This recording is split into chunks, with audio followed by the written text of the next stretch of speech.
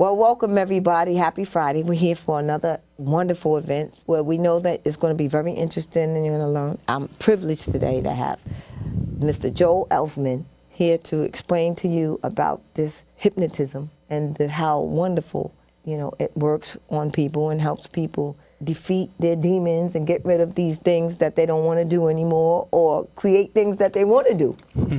So it's just a matter of knowing yourself, and that's it for me because I'm really not an expert. I heard a little bit about it, but we're gonna go right to the source. Welcome again, Joe. Thank you so much for being here. Thank you, Sylvia, for having me. I am just so ecstatic. Tell me what got your interest in this.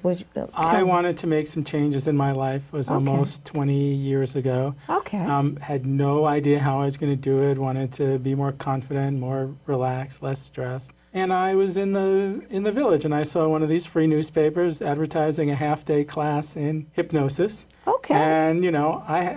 And I'm thinking all the usual things, like, are they going to make me cluck like a chicken and, control my mind? But I decided that I wanted to check it out. Okay. And I did, and I found it was very different from that expectation. Okay. Really fell in love with it, and about 12, 13 years ago, I studied for 4 or 5 years, and about 12, 13 years ago, I decided to make it a business. And tell me, how is it? Is it a lucrative business? Is it? It can be. I don't know that I personally can claim that all the time. Businesses, you see it's up people, and down. It's up and down sometimes. You see people for a couple sessions, and then they're off. It's not like a therapist who may be working with someone for a few years. Okay. My belief is we want to get people more resourceful and then out the door as soon as as soon as we can for them.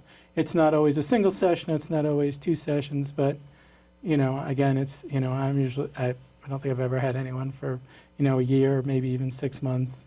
Because you can cure them. You can if I can help them. So it's a powerful movement. It doesn't have to. Whereas therapy could run on for years and years, the people are wondering, are they really being helped? Well, that wouldn't be the issue for you. Right. And well, I mean, look, I often say if we're not getting results, if we're not making change, one of us is getting fired. So, oh, I see. And if how many work in your practice with you? Yeah, if I can, I'm just a solo practitioner, but if I can help someone, eventually I may refer them out, or or say this just isn't working out. I'm not here to take anyone's money. I'm here to help you get results. And the payment could be, I know that they have a lot of subsidies and insurances, even though insurance is a big problem here. So hypnosis is normally not covered by insurance. At no point, even when it's... there might be a couple. I'm not familiar with that. I haven't had anybody check it out and come to me about it, so... It would be, So it's an out-of-pocket cost? It's an out-of-pocket which is not too bad. So how much is it an hour about? I charge about $175 an hour. Okay, well that's reasonable. Oh, actually I should say a $175 session, and my sessions often run between 1 to 2 hours. So I like to take time with someone. Okay. We'll do, a lot of the work will be conversational. Okay. Some of the work will come from other practices. Besides straight hypnosis, and really want to give people useful skills and resources they can take with them. So not only whatever we're working on we can solve, but then they can go out on their own and solve other issues as well. Well, that seems reasonable. $175, the shot, and it's usually what, 1 session, or sometimes no more than 10 sessions, though. You would say. Probably not. Okay. Well, depending on how good a person's pocket is, too, would decide for them. Right. Some people, some people's, the expectations are from stage hypnosis, from books and TVs. You go into a deep trance, get a couple suggestions, and you come out, your problem's solved. And it just doesn't work that way all the time. We have to find what are the pictures and the resources, what are the feelings inside you that we can connect to. A little bit before you were telling your story about how you stopped smoking. When cigarette prices reached that $1 and I just thought it was outrageous. I just couldn't. And the thing is that they were bringing harm to me, too, on top of that. So, and honestly, if I didn't come up with that as my remedy and my own cure personally, I probably wouldn't be here now, because then later on in the years when I suffered with breast cancer and then again with ovarian cancer, who would have known what that nicotine would have done to me? probably wouldn't be here. But maybe something was spread all through me, and I maybe wouldn't be a survivor now. Right. And maybe it wasn't even actually the dollar point. Maybe there was something else going on in the back of your head, and that was the story you could tell yourself. Yeah, but I really hated the way that cigarette made your clothes smell, and there was a lot of things that. So there's a lot of things that came together, and then that one last thing is a trigger. So that's the fascinating part to me, is how do we do that? How can we help someone discover for themselves, right, all the resources inside, and how can we create that shift? And we never know exactly what that, exactly. What compels us? Yeah, I can make hundreds of suggestions to somebody. The better thing often is to ask people questions, right? And again, to help them, I keep on saying it, forgive me, connect to those feelings, those experiences inside of you. You said before, when you want, you can stop something, right? That's how I am. So you have determined, this, strong, right? And even with that, there may be one or two things. And of course, I'm spiritual too, so I also have my belief is that, of course, we're all connected, and so that just for me, I don't want to sound like I'm totally independent, because I know that my independence depends on this person next to me and this person and then this and that and all of these things that conjure up in my mind to make me me. So I know that it's all a part of this whole world. But when I say that, I just say that I identified the reason why I chose to do this right now without waiting. But I can see myself at the point, because from what you said, it would be the questions that you asked me, so there would be some kind of questionnaire, just like when you go to a regular doctor's office. It may be a question, or we might just talk, and I'd ask you, so when was the time, you were more confident, you were more relaxed, you had, you stopped doing something that you didn't like? When was a time that you lost a belief in something, or there was an outfit, a toy, an item that you used to really like, and now you don't feel that way about it anymore? And can we take the way you think about that thing, right? And can we now transfer it to cigarettes, to weight loss, to some other issue that you're working on? I worked with someone, they wanted to get a job doing sales, and they were going on an interview. So we did a couple things, and one of the fun pieces was, okay, what's it like, right? Who's someone you admire, you really want to emulate going into this interview? Right. So they said, Lara Croft, Tomb Raider, take no prisoners. I said, okay. Imagine a circle on the ground, think of all the times you've been confident. Imagine a picture of, Lara Croft, and just step into her shoes and take it on. And we practiced that, and then until she had that feeling, and she could then walk into the interview with that feeling. And I told her, you can go into the interview even wearing boots, or, a little set of earrings that, that connect you to that feeling, right? Because we want those, it's great to have a trigger or an anchor. When you see a memento, a souvenir from a vacation, when you see somebody's face who you really adore, when you smell something that reminds you of Mom's kitchen, or all those things that trigger those feelings in us. And good food, and when you can create good drink, a good ginger ale, a good... Right, but when you can have something that triggers that feeling, right? So you can just call that feeling up whenever you want. Right? That's really amazing. And we can also track how, so part of, after I became a hypnotist, I also became a massage therapist and did it for a little bit. And I love the work, but some of the work I did was very light, and really it's very parallels with some of the way I do hypnosis. And it was very hard to explain. I couldn't figure out a way to explain it to people as well as I would have liked. So I focused more on the hypnosis side of it. So I really learned to pay attention to the body. And so what's it like when you're confident? Usually you're standing taller, right? You're sitting up, you're breathing deeper. What happens when you're depressed or stressed? You start to tighten up. Your breathing changes. So these things are connected. Absolutely, I believe that. So often by changing our body posture, absolutely. Right? We can Just change sitting how we good feel. They always told us that in school when we were kids. Yeah. But now did we listen? But we didn't understand why they always said that. Some of the research is so amazing into the mind and the body, confirming stuff that we've known, Right. anecdotally. Yeah. Some of it knocking some of it down, and other parts, supporting. So Yeah. I actually do an exercise with many clients where, okay, so have them imagine being stressed or depressed or tense, and then say, okay, now feel confident. Right? Yeah. And so I have them practice going back and forth, and I call it emotional muscle building, right? And Tai Chi in a sense of breathing and the prop, Right. thing. And I also like it because you can do as many sets as you That's want. You don't true. have to constantly be, Yeah. here all the time. It's a practice. Yes. Yeah. And it's also gets you to recognize and feel the transitions, right? Because look, you cannot stay in any one state, No, you can't. forever. Well, 'Cause- I believe in the 10 worlds, and so we're always in between them all the time. Right. And our karma is also very decisive, but the karma can also have us a part of 3 or 4 worlds at one time. Right. So since I believe that, then the multitasking and the things that we do just generally without even thinking about it is part of our process, but it's also something that's very easy going, like the breathing and just feeling good. Although you can feel happy and sad at the same time, because we show that all the time. When we have tears, that reflects sadness. It also reflects happiness. You know what I mean? And tears are often just a release. So if clients getting, Yes. starts crying, is it from happiness, is it from sadness, or is it just that the body is releasing something? Yes. I had a client in deep trance, and I was talking to them about letting go, releasing something, and they literally came out of trance and sneezed and went back into trance, and they did it like 2 or 3 times. That's amazing. So again, this stuff is just stuff that And for the record, you could never, say, for an example, that wouldn't be a part of making them better. Would you ever record some of these things so that they could see? Or, I think people's sessions are very private. But I mean, I'm just saying, as far as your general practice for your own sake, for this particular person. I go back and forth on that, and I really haven't done it. I would probably love to do some of it. But that would be something that later on I could see you writing a book, because that would be so profound. And some of it is also, I don't necessarily want the person to see what we did right away. Right. Let them take time to process, because they could get judgmental about it. They can make up a story that that doesn't match what really happened here. What really happened. Right.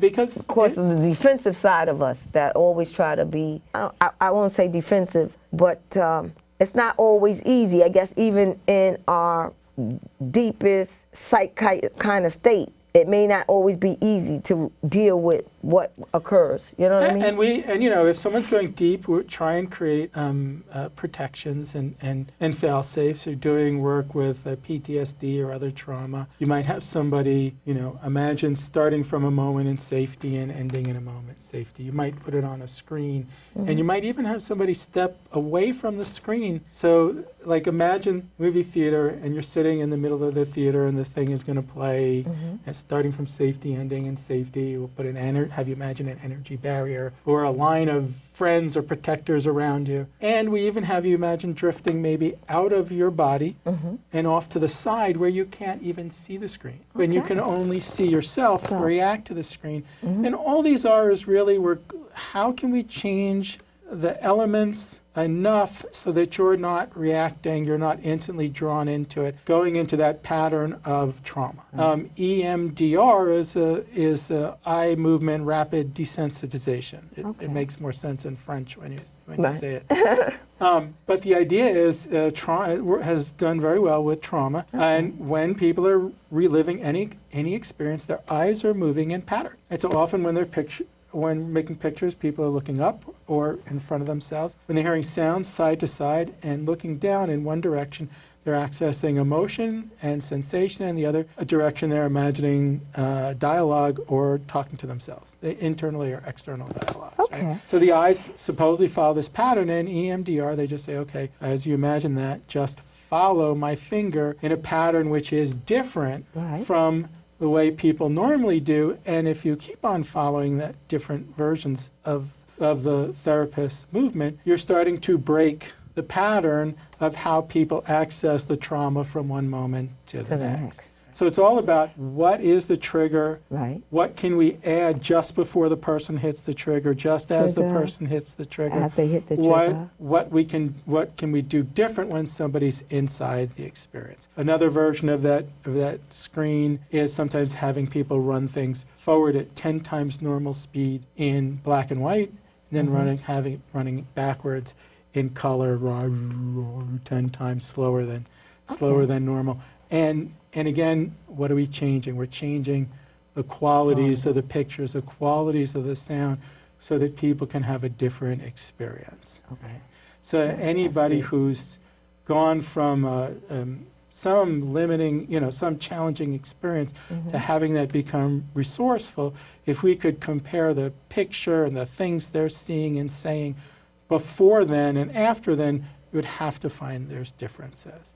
You think about the movies. If the movie, even though it's bright and sunny, starts playing creepy soundtrack, right? Yeah. You know something is gonna something, happen. right? Yeah. I sometimes use the example of ask someone to think of something they say to themselves that's not particularly useful. I can't do this. My life Well, is whenever we say we can't, that's not useful. Right. But then say the same exact words to yourself in the voice of Donald Duck, right? Or Mickey Mouse. You can't. Most people can't take it seriously because, again, the association with that tone of voice, right, is very different from the way we normally say things.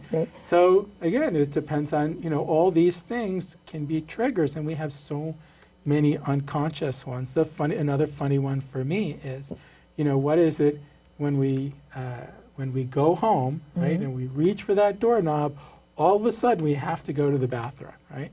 It's about suddenly being home and somehow being in that environment that's safe, that says, okay, now I can, Yeah. I can relax. Generally, because we traveled a while and we've been on a train or we went here, but we just had a soda. No, I can't do that. And it doesn't even happen consciously. It's just, and there's so many other signals unconsciously. Because That's the one. People don't like to use the restroom until they're home.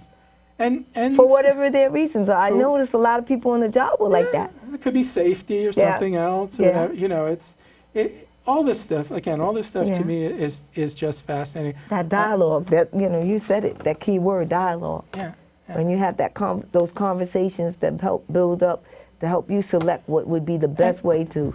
Right. And the interesting thing, and the challenging thing is, how can we do that with ourselves? For most people, that's hard. The patterns, when we're triggered or where the paths our brain runs down, or just easy threads. Like we've established how this thought leads to this one, or the trains we go down. So that's the great thing about working with people. It's just having one other person there, right? Changes the dynamic. Yes. Right. And to me, it's always a partnership. I can't, just giving people stop smoking, may work for a handful of people, but for most people, I think you need to do more. What are the resources inside of you? What are the strengths? And there's always to me, there's always a model, something someone's good at, a hobby, a business, someone's, a cook, okay, so how can we add a little more spice here? Yeah. Right? Yeah. I was thinking before, even with what you do here, right? Like, we do similar things in some ways, right? I'm talking to not just you, right? But I'm talking to the whole world. That's right. But and it's wonderful. Here, but if we were sitting down when I'm doing work, right? I'm talking to all the different parts and pieces and experiences inside of you. Right? Yes. And they are all listening to you collectively. And they're all listening. Yep, and so which ones can we bring forth, right, that are going to help make a change? And the funny thing is, sometimes in trance, like you hear, right, you don't get to hear a response until after they come out of trance, or sometimes people answer in trance, so we have that, but sometimes have to wait until we see. We can can observe certain things and don't know what's going on inside that's true. somebody's head until they come back. And some of the work these days, I'm finding is more conversational, and that's well, still people are about to speak openly now. Yeah, that's a and good conversation, you can still do trance anytime you're engaged, Engaged, right, with that person. You're focused differently. You're hearing, the energy's different. You're hearing and feeling things differently. So one of the broad definitions of trance is focused attention. Focused attention. And an altered state, right? And state. so when you're talking, when somebody's giving you ideas, when you're in this exchange, right, you can experience life a little differently. That's true. So whether it's deep in trance or whether it's just conversational. But now, while they're in trance, what do you use as a mechanism? I know you're listening to the conversation, but do you sometimes often take notes or? A few, but most time I just try and remember it, and if I don't, just put it in. If I don't, I questions because again, from moment to moment, it may change. So it may be great if I remember what they said, but if I ask again, I might get a different response. And somewhere along the way, they've made a shift. I've been working with a mentor of mine, brilliant guy. He's living in Thailand these days, so we Skype, back and forth. Which is great. That sounds just magnificent. Yeah, it's wonderful. And he works on me a little bit, and he invited me to help him on something he's been working on. Okay. And it's been and it's interesting to see, even with all the experience, someone even has been doing this longer than me. We're all human, and he's been, challenging, and some things that, I invited him to do that I thought would, he could really connect to and be easy with. He couldn't quite go there, right? Wow. And just yesterday, when we were chatting for the first time, he really was able to touch into it in a different way, and so it's like, wow. So that's a win for you then. Yeah, well, win for both of us. Yeah. With that and that kind of friendship and more on professionalism, but you two guys professional, would the interest ever come up to you to maybe travel there to? Oh, I'd love to, and I may do it next year. Who knows? All right, no, that sounds great. I've never been to Thailand, so I'm totally. So that sounds great. I'm totally fascinated by going, and and again, he's somebody who's done a lot of fascinating body work as well. So to learn some of that work from him as well, to me would be really, really interesting. Like I said, the mind-body connection. I would love to do more work with a combination of kind of table work and conversational work with people. And people have so many preconceptions about hypnosis. So it's to me, it's fascinating.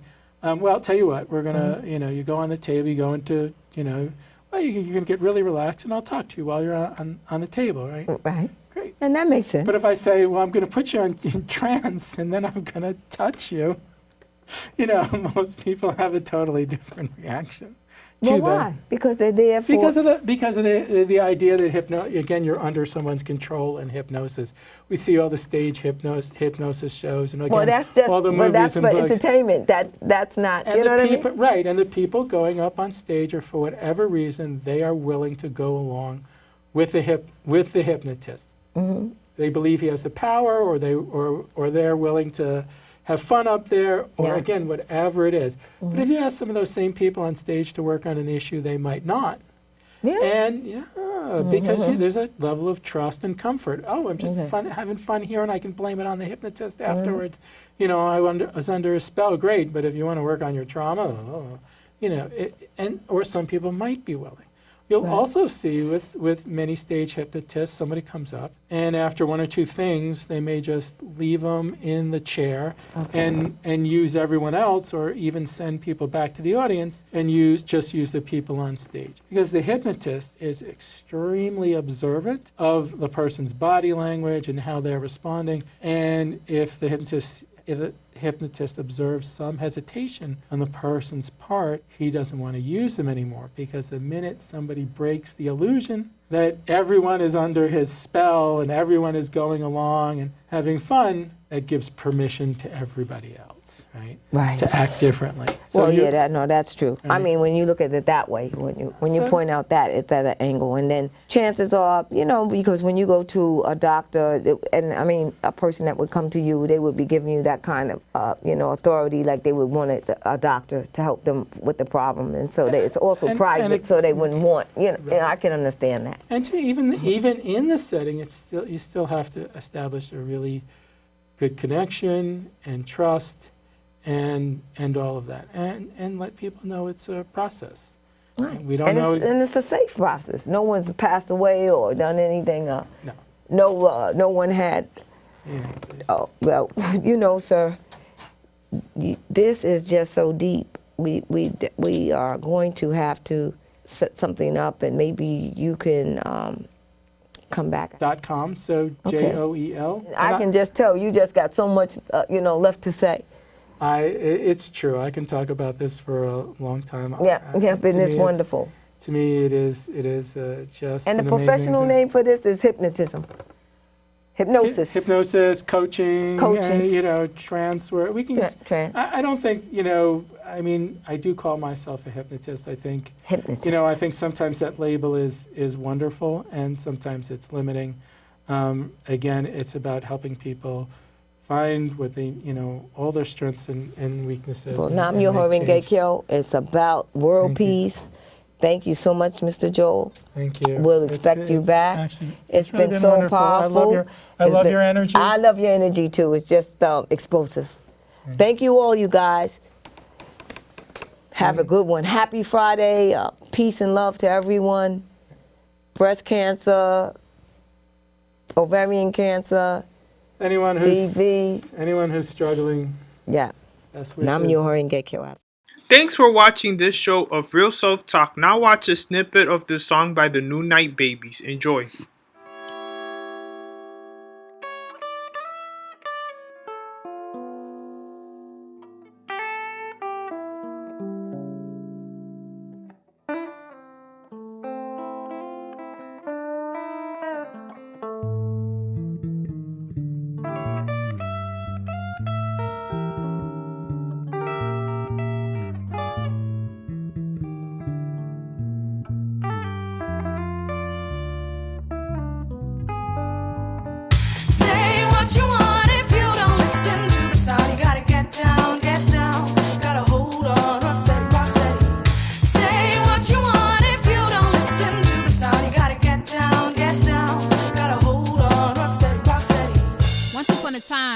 Your girl drifted toward a rhyme. I wasn't no shiner, just trying to find my way through the galaxy, stepping and crawling over cracks in the fallacy. Daydream my way through many a demise. Don't know how I